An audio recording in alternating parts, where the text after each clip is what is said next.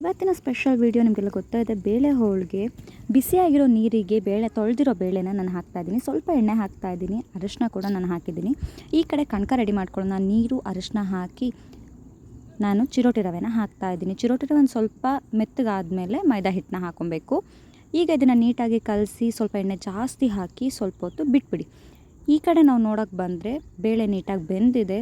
ಹಾಗೆ ಇದನ್ನು ನೀಟಾಗಿ ಬಸ್ಕೊಂಡು ಇದಕ್ಕೆ ಬೆಲ್ಲ, ಕಾಯಿ ತುರಿ ಹಾಗೆ ಒಣಶುಂಠಿ ಏಲಕ್ಕಿ ಪುಡಿನ ನಾನು ಬೆರೆಸ್ತಾ ಇದ್ದೀನಿ. ನಮ್ಮನೆ ಬೇಳೆ ಹೋಳಿಗೆ ವಿಶೇಷ ಹೇಗಿರುತ್ತೆ ಅಂತ ತೋರಿಸ್ತಾ ಇದ್ದೀನಿ ನಾನು ನಿಮಗೆ.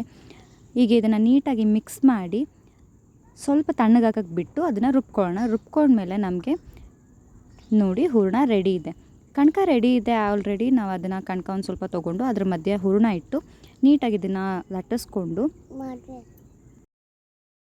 ತವಾದಲ್ಲೇ ಇದನ್ನು ಬೇಯಿಸ್ಕೊತಾ ಇದ್ದೀನಿ. ನೋಡ್ತಾ ಇದ್ದೀರಾ ಹೇಗೆ ಮಾಡ್ತೀನಿ ಅಂತ. ಸ್ವಲ್ಪ ಕಂದು ಬಣ್ಣ ಬಂದರೆ ಸಾಕು, ಬೇಳೆ ಹೋಳಿಗೆ ರೆಡಿ.